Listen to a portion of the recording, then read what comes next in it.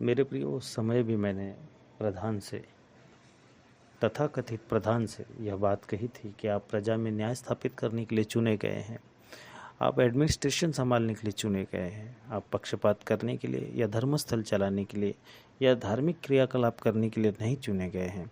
आपके लिए सारे धर्म एक समान होने चाहिए, सभी धर्म के लोग एक समान होने चाहिए, सब पे आपकी समान निगाह होनी चाहिए। जैसा एक पिता होता है वैसे ही देश का प्रधान होता है।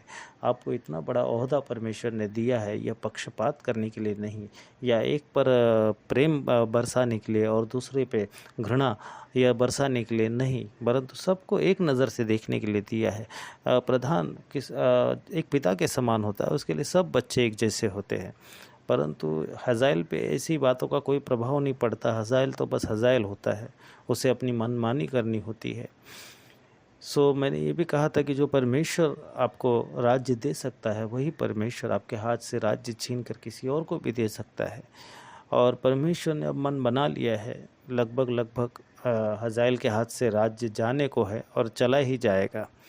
चाहे हज़ाइल कितनी ही धूर्तता क्यों न कर ले, लेकिन हज़ाइल के हाथ से राज्य परमेश्वर ने ले लिया है, ये मेरा विश्वास है। क्योंकि परमेश्वर की दृष्टि में हज़ाइल दुष्ट मनुष्य ही है। बाइबल स्पष्ट करता है कि हज़ाइल बहुत ही दुष्ट मनुष्य था और परमेश्वर की दृष्टि में वो निकम्मा ठहरा। परमेश्वर ने उसे हालांकि बहुत बड़े ओहदे पे रखा, लेकिन उस ओहदे के लायक हज़ाइल नहीं था। परमेश्वर का वचन पहला राजा 19 अध्याय 15 वचन में एलीशा से कहता है कि तू जाके हज़ाइल का राज्याभिषेक कर।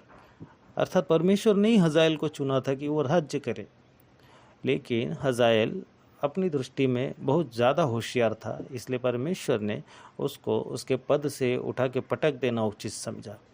वैसे ही इस बार भी परमेश्वर हज़ाइल के हाथ से राज्य लेकर, जो व्यक्ति मन का नम्र है, जिसकी आंखों में अहंकार नहीं, घमंड नहीं, ऐसे व्यक्ति को परमेश्वर हज़ाइल के स्थान पर स्थापित करने जा रहा है।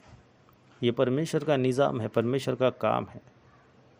ये बातें हमें कौन बताएगा? कोई नहीं बताएगा, परंतु परमेश्वर जानता है परमेश्वर को क्या करना है। परमेश्वर अपने समय पर काम करने वाला परमेश्वर है। परमेश्वर किसी का गुलाम नहीं है, परमेश्वर किसी का दास नहीं, सेवक नहीं। परमेश्वर सारी सृष्टि का स्वामी है। हमसे तो भले कोई लड़ भी ले और जीत भी जाए, परमेश्वर से कौन जीतेगा? जिसके विरुद्ध में परमेश्वर खड़ा हो जाए, उसका सामना कौन करेगा?